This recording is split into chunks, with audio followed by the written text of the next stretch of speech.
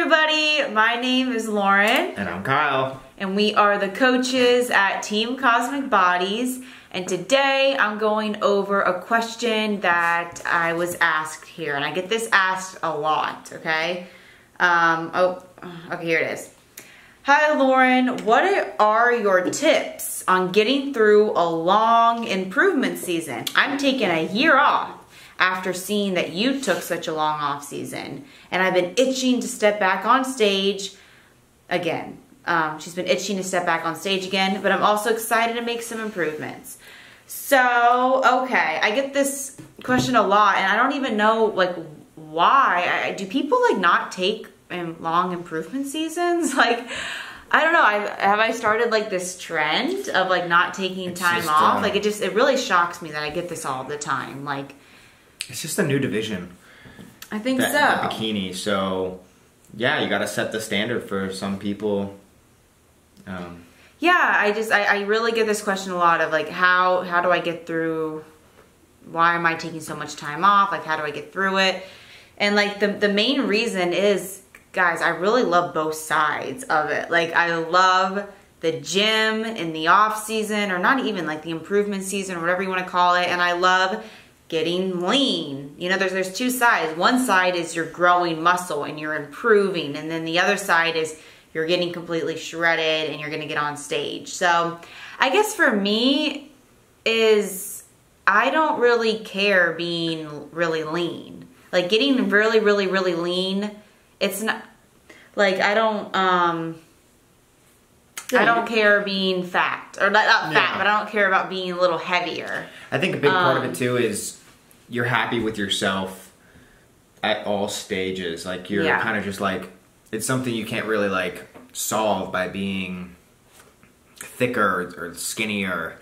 You kind of just enjoy it. To be honest, people that compete all of the time, it might be an excuse for them just to be super lean, because maybe they have like a body dysmorphia type of thing, or they are a little anorexic in some type of way, and it's just a way that they just go, yeah, I'm an NPC competitor, that's why I'm always very lean, and that's why I do 10 shows a year. You know, so it could be that. So, and a lot of people, like, they compare themselves to the Olympians. They compare themselves to a lot of pros, because they see pros compete show after show after show after show after show, and they think that like that they have to do it too. Well, let's get back to the question. So it's like, how do you? I guess patience is.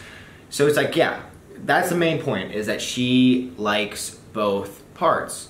So she really does enjoy training. Maybe that was her first love, actually. Is kind of like getting stronger and getting that type of progress as far as strength. And then, building the muscle and the curves to look good in clothing, because that shows that you've built muscle, right? Like, this is a large. A couple years ago, I didn't look good in larges. So it's like, I think that's part of it too, right? You like to get stronger, and I like to improve. I mean, that's the only way you're going to improve, is if you take a long time off. Like, if you're a natural competitor, like I am here, it's going to take some time to put on muscle. You know, it's not going to happen in a month. It's not going to happen in 2 months. Hey, it might take like 3 years or 2 years. Or for me, I've already put in a lot of work. I mean, I've been lifting weights for like 7 years now. That it's getting harder to put on lean tissue. Yeah, it's getting harder. Yeah. And Kyle says this all the time, but like the hard part is the off season, to be completely honest. Definitely. If you love challenging yourself. Well, as far as progress, because it slows down, it's harder to measure the progress, therefore it's maybe a little bit more about discipline and habits formed and lifestyle, because when you see progress during a fat loss phase, it happens really quickly, and you're like, wow, like this motivates me to keep doing it, and like that's why people love prepping. That's why people love getting shredded, because you see progress like every single week. You're like, oh my god, I'm getting leaner. When if you're in your improvement season, it takes longer. You know, improvement season's tough, to be honest. You gotta put on muscle. Like, that takes training in the gym every day. Oh, not every day, but it takes working extremely hard on your regimen. It takes nutrition. It's consistency. It takes consistency. It's consistency, and that's what makes it. You gotta have passion, and you gotta love the lifestyle, and create these habits, and have that discipline, habits and discipline, and do the stuff when no one's watching. And that's how you really make improvements. Is your sleep good? Are you partying? This and that, and then. The stage, I mean, still have a little balanced social life, but the definitely. Improvement season's there to, like, you know, go out with your friends and stuff. I think the main question we always like to ask people too, when they're having difficulty with this, is the stage is always going to be there. I mean, bodybuilding isn't going anywhere. Yeah. And the bikini division isn't going anywhere. Yeah. So definitely, like, I don't know how you place, you know, I don't know what the judges' feedback was for you, or I don't know if maybe you're like, you know, you're doing really well. So honestly, like, take a step back and see, okay, here, what's going on? Why am I getting last call out? Why am I getting last place? And really maybe get the judges' feedback, or maybe just look at yourself and be like, okay, I need to put on more glutes. Obviously, I need to put on more muscle. Yeah. You know, some people just compete and they've never lifted a weight in their life, and they step on stage just because they wanted to get lean, you know? Especially if your genetics aren't like a responder genetics and you don't have this tiny little waist. Yeah, you got to make your lats bigger. You got to make your glutes bigger. You got to put that time in to grow. So after your show, look at yourself, ask a friend, ask your coach, what do I need to do? He might go, you need to take a very long improvement season. You might have to take 2 years. That's what I did, you know? And I made an outstanding difference in my legs. Yeah. Which she focused, I guess another thing is, how do you do well in the improvement season and have that patience and that habits and discipline, is routine, but also she just really, she really likes to get stronger. And I think focusing on performance, because we are strength athletes in a way. I mean, if you're a physique athlete, strength athlete, they really are connected. Yeah. So yeah, like pick some key movements. So like deadlift or hip thrust and squat and that kind of stuff. Mm-hmm. You know, what are you doing in the gym? I see all the time on Instagram, like doing this booty thing, and I'm doing this like plyo work. And She's not talking about you, the person who asked. No, oh my God, no. I'm talking about like people that. That's not fun. Are you going to do that your whole improvement season? You're going to freaking do plyos and you're going to do all this crazy like stuff. How do you measure progress?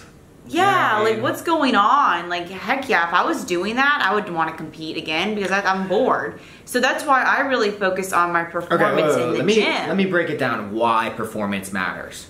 Okay, so if you're lifting 200 pounds, right, for 1 rep or 10 reps, and then now, for hip thrust, now you can do 400 for 12 reps.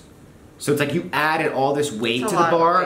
Whatever. So you started at 100. Or you're at 315 Okay, now. You started at 100 pounds for 12, and now you can do 315 for 12. And this might have taken you 5 years. Whatever it is. It's crazy today. So now that you've gotten stronger, it's probably because you've built muscle to apply more force, right? The surface area of the muscle, the pennation, you can apply more force. Therefore, you have more hypertrophy. You know what I mean? Like that's why it works that way. That's why I can, you know, get up to 315 because actually I build the muscle to apply the force to do it. And don't get me wrong, the nervous system and strength being a skill, yeah, of course. But at the same time, the bigger the muscle, you're probably going to be able to lift more. So that's why we're talking about performance and getting stronger. Yeah, and then people, honestly, they bring up like muscle-mind connection and stuff. Like they go, I don't feel it in my glutes. You know, when you have small glutes. It's when you have a smaller muscle, heck yeah, it's going to be harder to like think about it. And like, so in your improvement season, just really focus on growing that muscle and like focusing on it. Because if you really do focus, like, on the muscle-mind connection, you know, you really got to do that in your improvement season. They do this for all athletes in strength conditioning and even physique athletes. It's not a bad idea to kind of push volume. Don't really worry about getting too much stronger, right? You just kind of do more reps, you get that pump, do those glute bridges, feel it working, and then move to the harder lifts. But or do those main lifts and just do more reps, right? Do a lot of reps. And then you get into the strength stuff and you're like, okay, so after that little hypertrophy maintenance phase, like getting your muscle to grow, then you get into the strength training and being like, you know, I'm gonna push some weight and get stronger there. And, then the more you're doing this, the more improvement seasons you're having, you're actually becoming like a better lifter. You're becoming like, you know, it takes more the focus. advanced. It takes the focus away from being like, oh my God, my body composition, I have a little bit of fat on me. Yeah. Good. Well, you have more leverage now. Yeah. You know, better leverages lift heavier now. To focus on that. And it helps with binge eating. It helps with body dysmorphia. It's amazing. I mean, look at the women powerlifters now. They don't care how they look. They want to get strong. Yeah. So it's cool how that focus on that can get you out of the kitchen. Again, nutrition is very important. Like, get your protein feedings in and eat some calories to be in a surplus, but don't go overboard and get to 160 pounds as a female and you short height or something. And yeah, so you're excited to make those improvements, and it's gonna be so worth it, you know, like, especially for me, like this is what I'm thinking. Like, I'm like, this year off is gonna be so worth it in the end when I step on that pro stage for the first time. For you, you might be stepping on a national stage for the first time. Like, it's gonna be so worth it. You know, when you're dieting, all that time you're spent dieting, you're either losing muscle, you know, or you're not putting on any. So especially as you get advanced. Yeah. So like, the stage is always going to be there.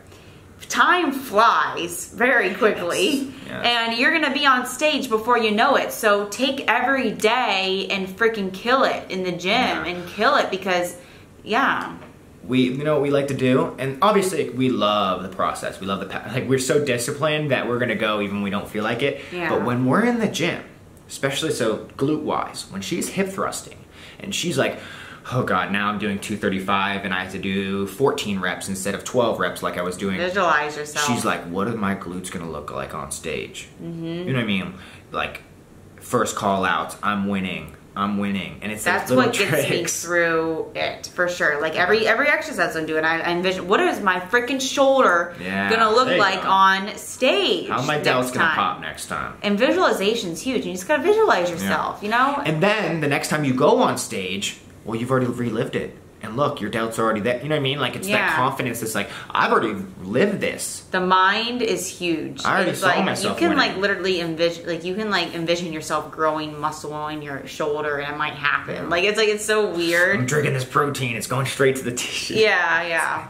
So there we go. That's how I get through a long improvement season. I don't know why NPC competitors, like, there's like this thing going on around that's like, no one takes time off. Like, don't compare yourself to the Olympians, you know, like, it takes time to grow muscle. You're doing it by the book. Set that standard for yourself right off the bat. Yes. You know, you're setting that standard that I take improvement seasons seriously, and I give myself time to improve. And mentally, the next time you prep, you're gonna have that much more willpower to be like, I'm ready to dig and reveal what I've worked so hard for.